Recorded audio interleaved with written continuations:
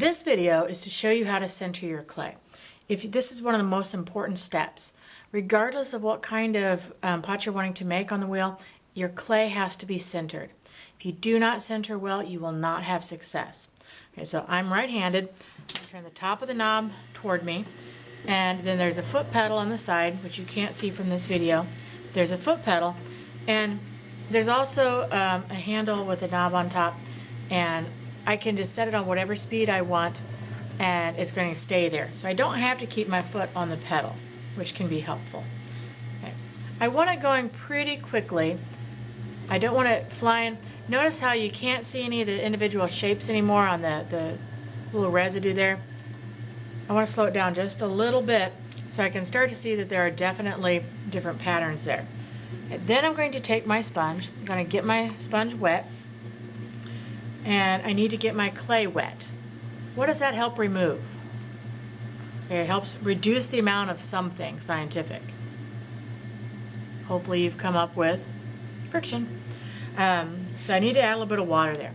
Notice how my hand is wiggling around there, resting on the clay. I need to get it to a point that my hand doesn't wiggle around there anymore. I shouldn't feel any movement except for it going around. I shouldn't feel that wiggle. See how my fingers are all... I don't want that. Okay, so I need to center it. To center it, I need to brace my elbows, so I'm pushing my elbow down into my leg as hard as I can. Over here, I can actually put my elbow kind of on the inside of my leg, and I can use my leg to push my hand over as well.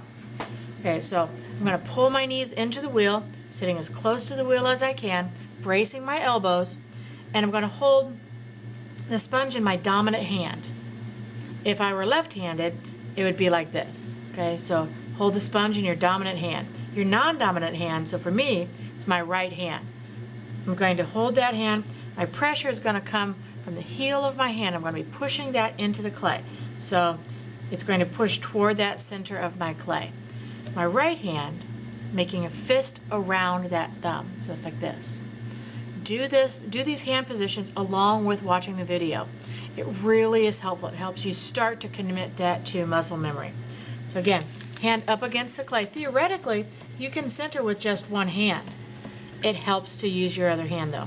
So again, I'm pressing with this part of my left hand. I'm going to make a fist around my left thumb, and I'm going to hold that in there too. And the key is to not let the clay move me. And I do that by staying very steady. If I am not braced, the clay will win. You also should wheel wedge. The wheel wedging gets the clay particles more consistent, works some air bubbles out of the clay. And to wheel wedge, you press more on the side and then more on the top. And you alternate that pressure. But I'm still bracing my elbows down on my legs, against my body. I'm still making a fist around that thumb. Now there are other ways to do this, but the consistent part is that staying braced is key. Even if you're pretty strong, you need to stay braced, because otherwise the clay will take charge and it will be controlling you. If a little bit peels off, just like mine did, not a big problem. Now notice I'm keeping that wet. And really I'm just getting water back from my splash pan. I don't need to always get a new fresh sponge load from the bucket. I can just keep using the water in the wheel. Again, remember what that's called when you alternate your pressure and you make the clay come up, make the clay go down. You know what that's called? Wheel wedging. Not wheel kneading. Well, that seems more accurate. It's actually wheel wedging. Because the purpose of the wedging is to get your clay particles all aligned and get your clay nice and consistent. It is important to prep your clay well before you begin.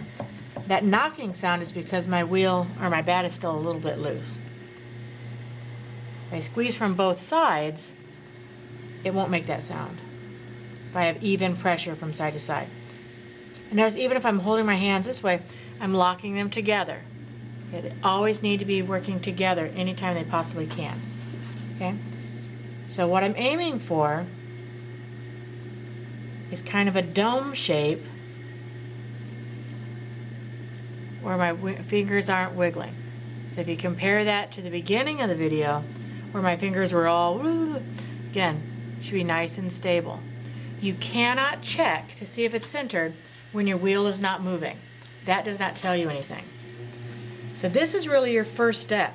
You really should spend a class period, or almost a class period, for most of you, practicing centering. Get it centered, then knock it off center a little bit, and then recenter. And be aware that when you're centering, if you let go all of a sudden, you're going to be back to having your clay be uneven because you're actually pressing past the center when you are putting pressure onto center. So then you have to go back, center it again, and you want to gradually release the pressure. No sudden movements. It'll, lack of a better way to describe it, it will startle your clay and knock you off center.